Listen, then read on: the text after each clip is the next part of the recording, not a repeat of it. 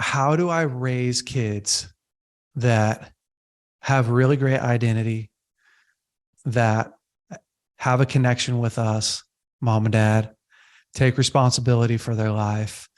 What would you say is like the first step? Like, Jay, this is baseline. Like, this is what we teach. Your wife's name's Lauren.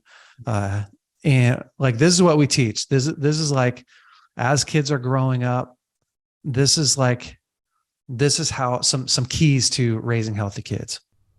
BraveCo, man, stop what you're doing for a second. Get out your calendar and mark down these dates. June 21st through 23rd, we are having our BraveCo conference here in Redding, California next year. It's going to be phenomenal. So if you want to learn more about this, you can click the link in our bio, get signed up, make sure that you're ready to get impacted by God, to bond with other men, and have an incredible experience. Now, back to your episode. Yeah, I would say first key is being a source of identity to them. And I think that just goes along with, I think it's always, we never want to camp on what the enemy's doing, but at the same time, we also don't want to be like naive to what he's up to. But at the same time, it's like, okay, if you're attacking identity at the level you're attacking it right now, then that means that's probably what I need to make sure and pay attention to. So, as he's getting children to question every aspect of identity, and he's getting children to not be honest with their parents and hide from their parents, I think that for us is a clue of like, okay, identity is number one. And then with identity also comes connection. It's like, if I'm connected to my kids, I think about it like yokes, right? Like Jesus said, take my yoke upon you. My yoke is easy. My burden is light. Learn from me. I'm humble and lowly in heart. Like if you're yoked to someone, when they move, you move, and you can't escape it. Like if Jesus turns, you're turning. And if you turn, he's turning. Like you're going together as one. And so I think that's a picture of connection. Like the more connected I am to my kids, then the easier it is for me to move and have them move with me. If there's no connection and I try to move somewhere else, I either go by myself or I have to control them to come with me and try to force them. And that's never a good plan. The other thing I would say is our goal is not to control our children, but to influence our children. If you look at the Garden of Eden, God says, hey, don't eat from that tree. It'll kill you. And then he leaves the tree there and leaves the serpent there and walks off and decides to come back later that evening to check on how things are going. But he leaves the tree right there, leaves the enemy right there. And it's like, oh, he doesn't want control. He wants influence. He wants to say, hey, and what's crazy to me, I think this is good for, you have older kids, you have adult children and young children. Like, I do.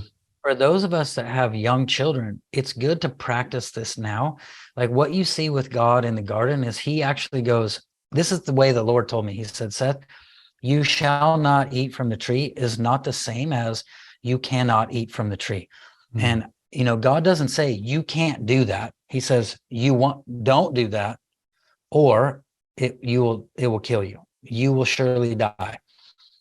Which is also interesting to me because he doesn't say, don't eat that tree or I'll kill you. He says, don't eat that tree or you will surely die. So it removes this element of punishment from the factor. Like, I will not be the one to punish you. You will receive a consequence for what you've done. So that's huge. The other element is like, he allowed them to make the poor choice that he did not want them to do, that was going to throw humanity for a massive loop. All of us are still eating from that stupid tree because of Adam and Eve's decision, right? Like this is a big deal. It's not like, hey, don't eat carpet or don't pick up paper off the carpet and eat it. Like that's not, but I think we can learn from that and go, oh, God allowed us to make the choice he didn't want us to make so that we could experience the consequence and hopefully begin to learn. That consequence is dumb. I don't like that. It's not enjoyable. I want to make better decisions on my own. And so I would say that's a huge deal with when we have younger kids. I think it's really important to let them make bad choices and face the consequences so they can go, well, that's dumb.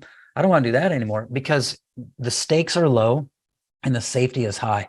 Like, if I can teach you to, if I can allow you to make stupid choices now, and I don't protect you from that, I don't control your choices, I don't block you from making poor choices, then when you leave my house and the stakes are really high and there's guns and there's drugs and there's all kinds of agendas flying around, you've learned, hopefully you've learned to make better decisions and think about consequences and think about the future that you will create by these choices. I think that's a huge deal. So all of those things to me are really important. Like, how do I connect to my kids?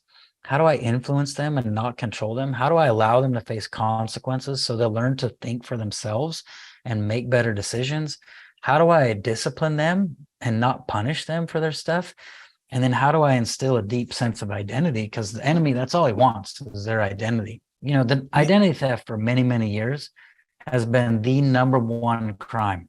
You know, digital identity theft. They take your credit card, whatever. They drain your accounts. They put your name all over stuff. It's like, oh, identity theft is the number one crime in the natural because it's the number one crime in the spirit. And so if we get really good, I think we just have to get better and better at, how do I instill identity in my children and be a source? Because if I'm not the source, something else is going to be the source. Of course, God is our source. But if I'm not reinforcing God's identity in their life, someone else will erode it and destroy it.